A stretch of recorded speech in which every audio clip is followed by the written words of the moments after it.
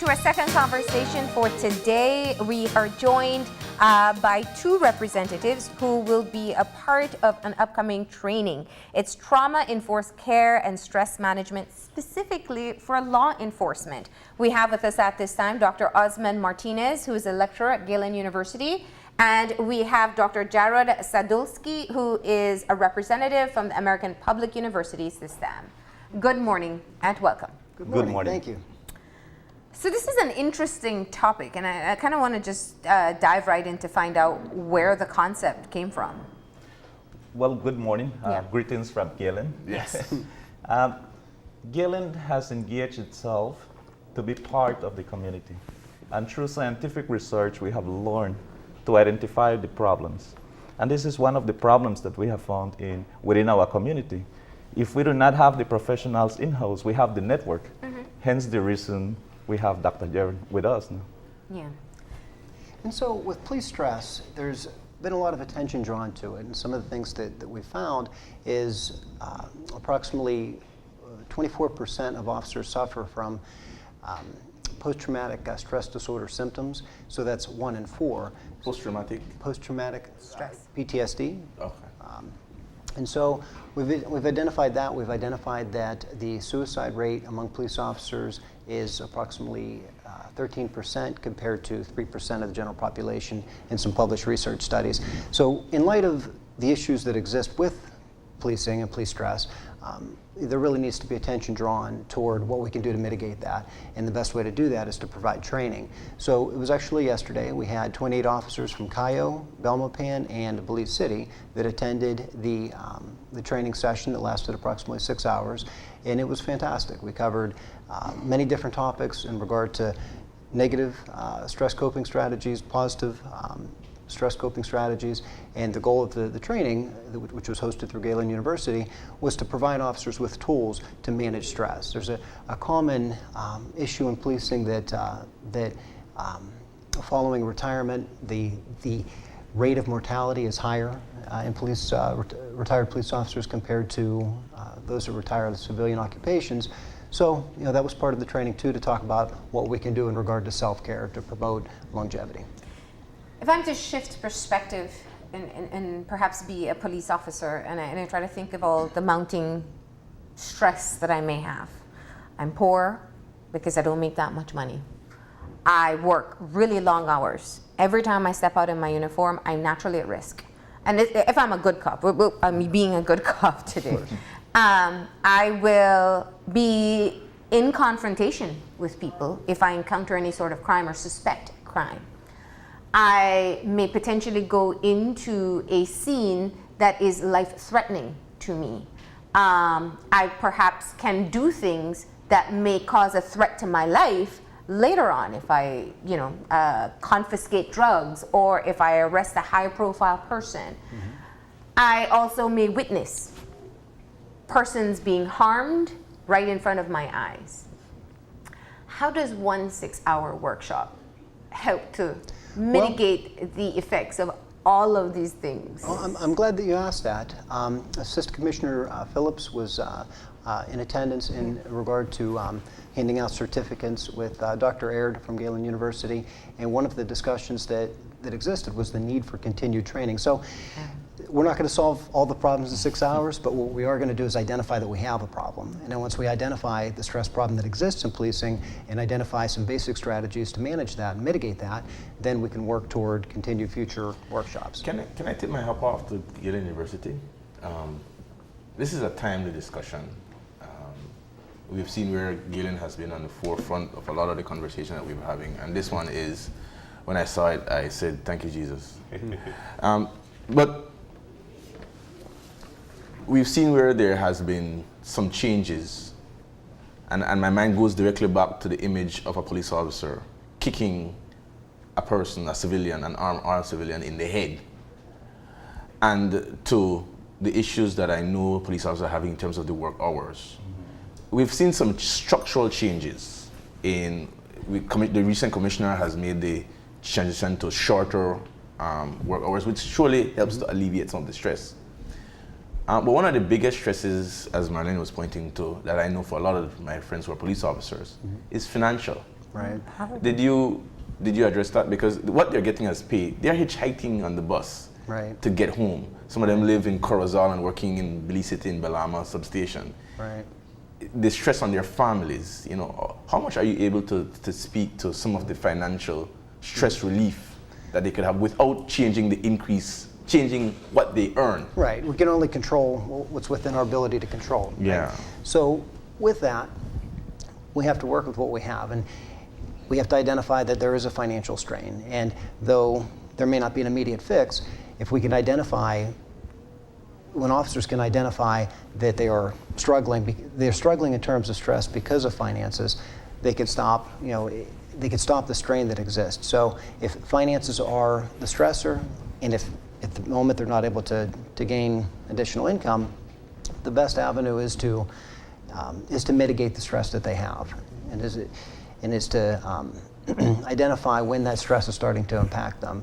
You did a 2-year study on stress and policing, and I was curious because I've seen a lot of officers who have... Is that study a local study, or is it? It is not. It was in the United States, and I'm coming to you today as a private citizen. I'm a researcher.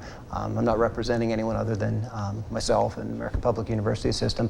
And so I did a 2-year study in the United States, and I asked myself, so let me back up a second. With that, I have experience in law enforcement a little over 20 years between 3 different agencies, and I've had officers that I know commit suicide. I've seen officers that struggled with stress to the point that it's killed them. Police officers have a higher risk of cardiovascular disease of 1.7%, and so I wondered why so many police officers that struggle with stress and ultimately succumb to stress, what is the difference in their life compared to the officers that are successful? And so I set out to do a 2-year study to find out what are they doing differently, the officers that instead of, there's a common saying in police work that within the first 5 years of retirement, that's your highest risk of mortality. Wow. And a lot of that is related to police stress in terms of cortisol and other hormones. So cortisol is basically when you deal with traumatic events day after day. So a police officer on an average day will go from a resting heart rate to an increased heart rate, traumatic event, whatever that event is. The hormone cortisol is injected into the body through the brain. And although initially that actually increases their attentiveness and can be a positive thing, over the long term, research has found that it affects thyroid, which is why we see a lot of obesity in police work. And so, I set out to find out what is the difference between the officers that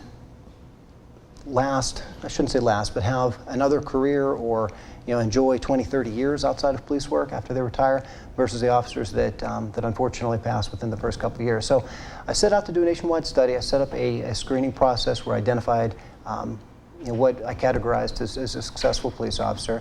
And I went out and I did case studies with officers from different parts of the nation, and I've developed certain themes that the officers that are successful, what they did compared to officers that didn't.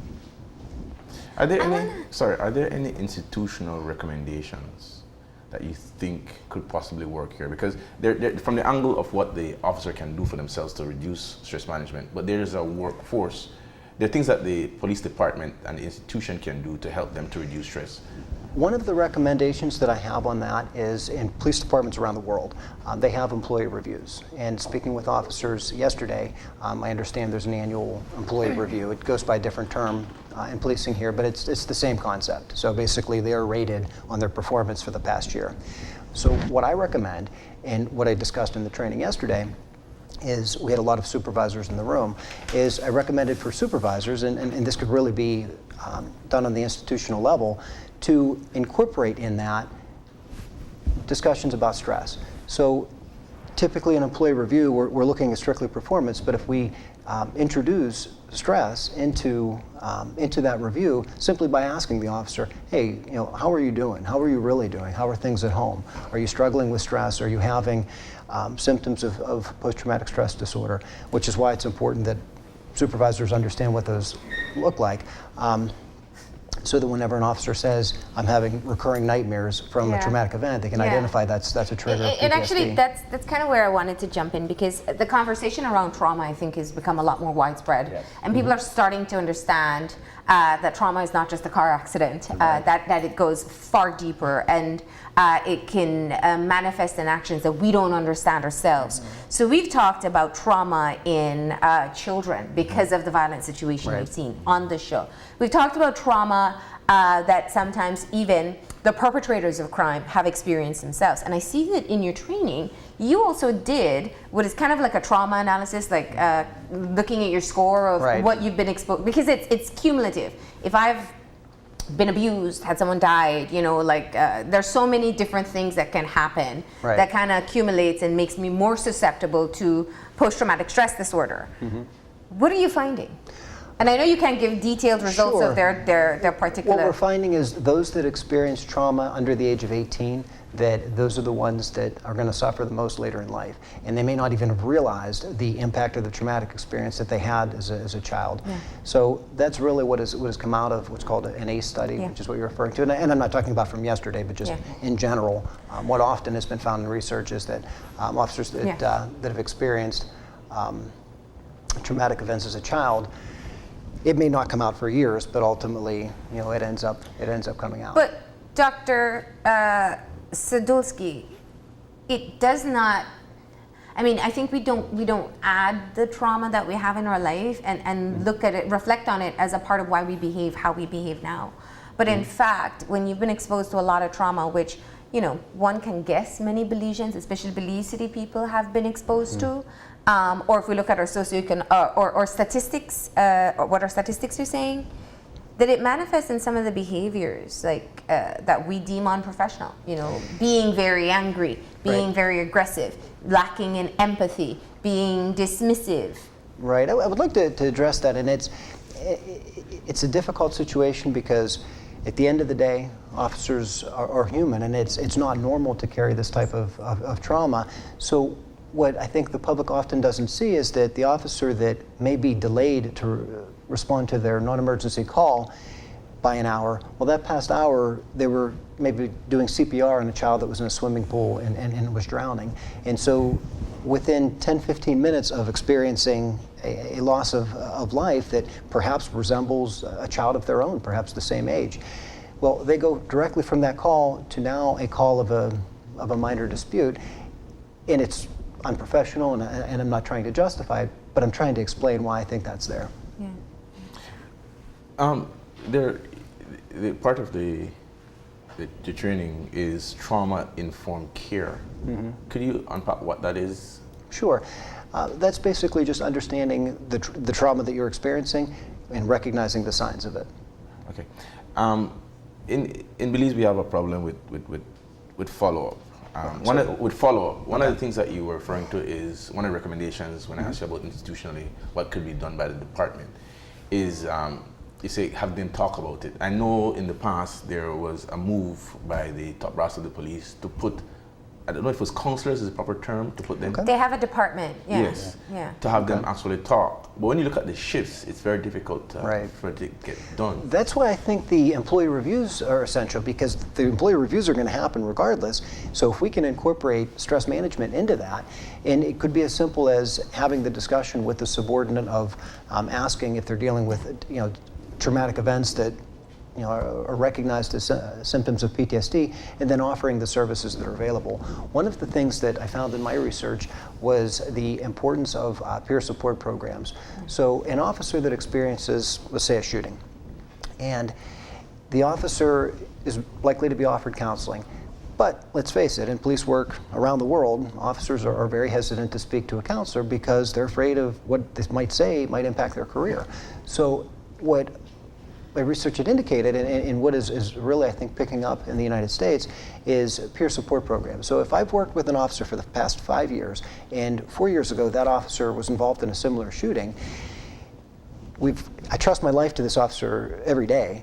And if I experience a similar shooting years later, I'm much more likely to open up and talk to that peer officer than I am a counselor that I don't know.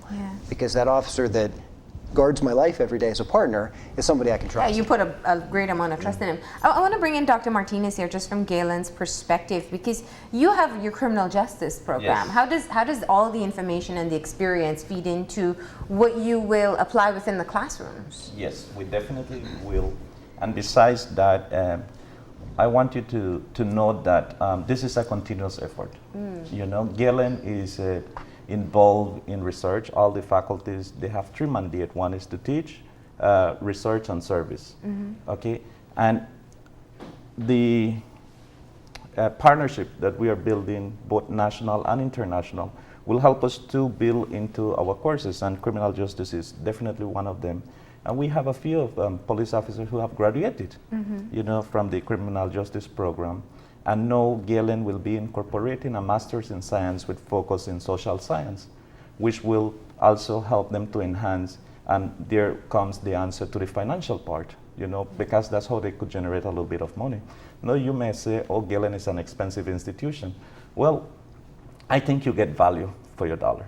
Besides that, now you have the opportunity where you can apply for a loan at Galen, and you will have the opportunity to negotiate what you can pay per month, you know. And so Galen is really integrating itself into the local economy and understand the needs, which is very important. One of my questions, sorry to jump back into it, is as a public, we might not consider certain things to be stress or stressful to a police officer. What's going through my head is you are giving an example of CPR of a child who's there. Locally, what I've seen, I'm an attorney, so I've seen examples of police officers being harassed, going to a house to execute a simple search warrant and being insulted and cursed out, you know, and then go to another house about 10 minutes after and have the same, you know, what constitutes stress for a police officer? The risk of being harmed is certainly one of the biggest stressors. The amount of work. So in police work, as you'd mentioned, it's not a high-paying career. People don't become a police officer to become rich. They do it to protect their community. And so as a result, they tend to be working a lot of overtime, a lot of extra shifts to make ends meet. So as a result, you know, they're continuously working. They're not having the opportunity to de-stress. They're not having the opportunity to spend time with their family. And I've heard officers say that, you know, they've had a successful police career, but the sacrifice that it cost in terms of being away from their family was truly devastating to them. And that's definitely a stressor. And in addition, may I add to that, for example, the structure that we have in Belize for police officers is different than other countries, for example, Mexico, because they will rotate them from one station to another. And so in Mexico, for example, if they will move you, let's use Corozal. You're in Corozal, they will move you to Toledo. They will facilitate to you a house, you know, where you can move your family, and you move along with your family. Here in Belize, no, actually the police officers will have to travel from Belize City to Corozal. So they will have to spend about 4 hours to 5 hours traveling, while they have 8 hours to be at home.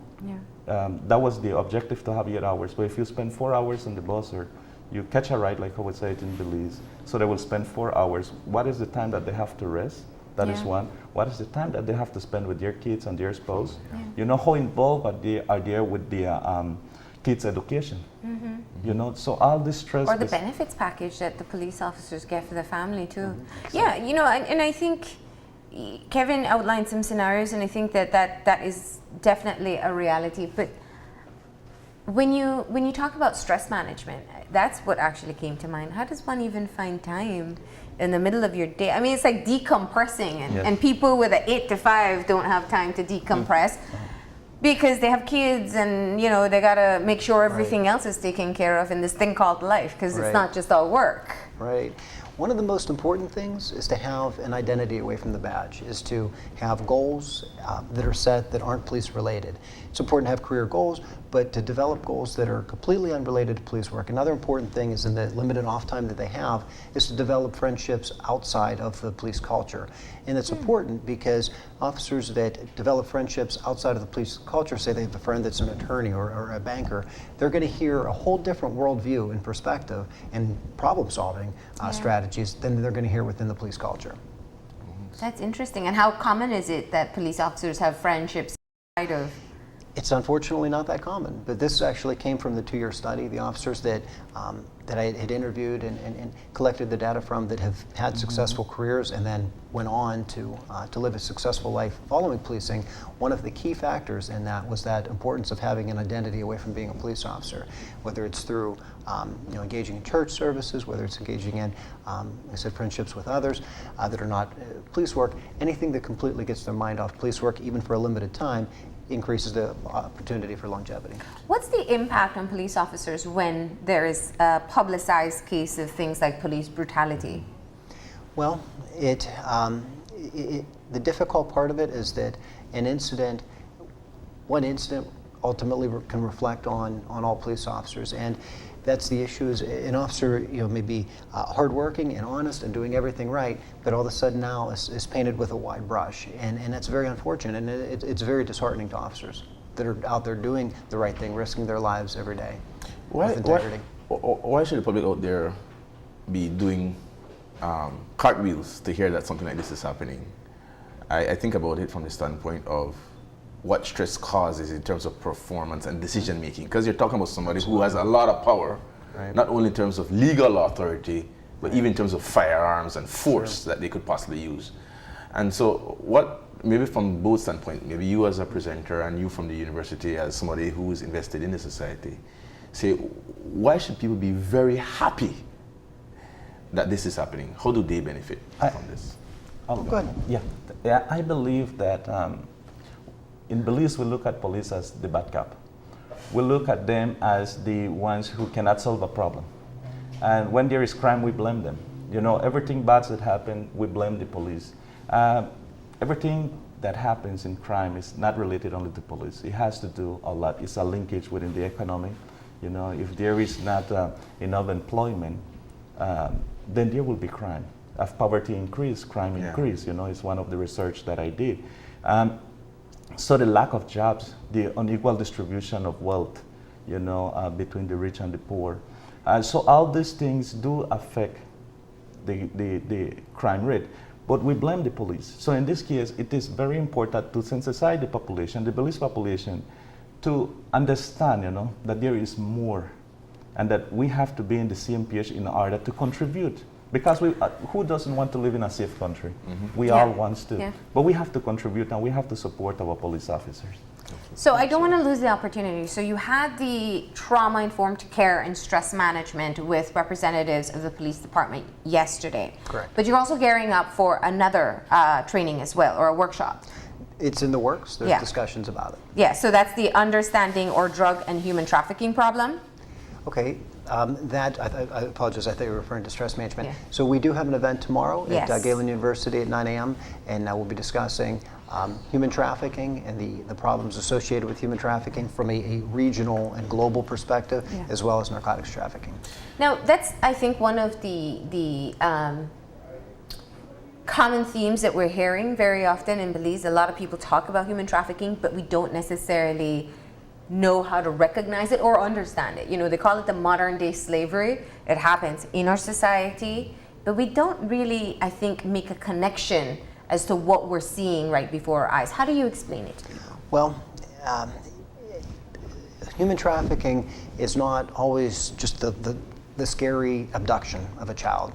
It's much more common to be to where somebody identifies somebody else that's vulnerable, gains their trust. It could be somebody that is struggling financially. It could be somebody that has another need or problem, and that person, under false pretenses, comes in and offers to fix that problem for them. And ultimately, human trafficking, which is forced labor, sex trafficking, or domestic servitude, the definition of human trafficking, that's often how it occurs, is people put their trust into someone that, that ultimately is out to harm them. And who is the target audience for this presentation? Well, there's going to be several stakeholders in criminal justice. There's going to be police officers. There's going to be members from Immigration and Customs, as well as some of the guests at the university. What would be a marker for a successful presentation tomorrow? What do you want to leave and to Awareness. The ultimate goal of the seminar tomorrow is to create awareness of what's going on in a global perspective. All right. And that presentation is going to be at Galen? At Galen University. And this is once again, showing the importance of Galen and Galen understanding the needs of the community, And again, I said it before, but one main focus here is true scientific research.